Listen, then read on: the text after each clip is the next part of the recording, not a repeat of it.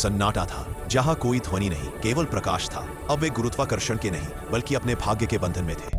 जैसे जैसे यान आगे बढ़ता गया, मंगल, बृहस्पति और शनि के छल्लों को पार करता गया। कैमरे ऐसी तरंगें रिकॉर्ड कर रहे थे जिनकी आवृत्ति किसी ज्ञात पदार्थ से मेल नहीं खा रही थी। वैज्ञानिकों के लिए यह पहली बार था जब उन्होंने डार्क एनर्जी के प्रत्यक्ष संकेत देखे। यान का सेंसर यह दर्शा रहा था कि अंतरिक्ष में कुछ क्षेत्रों में ऊर्जा जीवित की तरह व्यवहार कर रही है। वह स्वयं प्रतिक्रिया दे रही थी। यही था एटलस स्टेलर का रहस्य। ब्रह्मांड स्थिर नहीं बल्कि एक जीवित इकाई है। वर्षों की यात्रा के बाद यान को एक ऐसा ग्रह मिला जो 3 सूर्यों की रोशनी में घूम रहा था।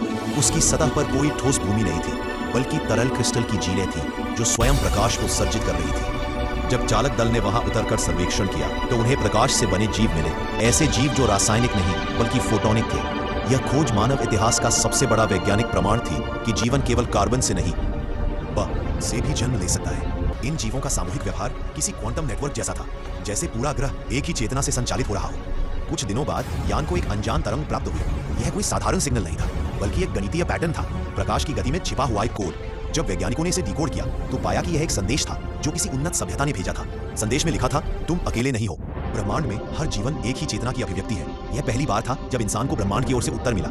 यह केवल एक वैज्ञानिक खोज नहीं थी, यह अस्तित्व की परिभाषा बदलने वाला क्षण था। अब मिशन के सामने सबसे बड़ा निर्णय था, क्या वे वापस लौटे और ये सच्चाई पृथ्वी को बताएं, या यही रहे और इस नई चेतना का हिस्सा बन जाए। कुछ लोग लौटना चाहते थे ताकि विज्ञान को नई दिशा दी जा सके, और कुछ वही रह जाना चाहते थे जहां समय और जीवन एकाकार हो चुका था।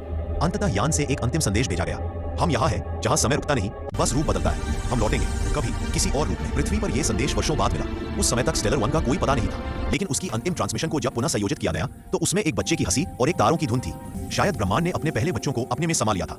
आज 3i एटलस स्टेलर सिर्फ एक मिशन नहीं रहा, मानवता का प्रतीक बन चुका है। ये साबित कर चुका है कि विज्ञान केवल प्रयोगशालाओं में नहीं बल्कि विश्वास और जिज्ञासा में भी जन्म लेता है। और जब भी कोई बच्चा रात के आसमान में देखता है और सोचता है वहाँ कोई है क्या, तो शायद वो उसी मिशन की गूंज सुन रहा होता है जिसने यह सिद्ध कर दिया कि हम। अब मिशन के सामने सबसे बड़ा निर्णय था, क्या वे वापस लौटे और यह सच्चाई पृथ्वी को बताएं, या यही रहे और इस नई चेतना का हिस्सा बन जाए।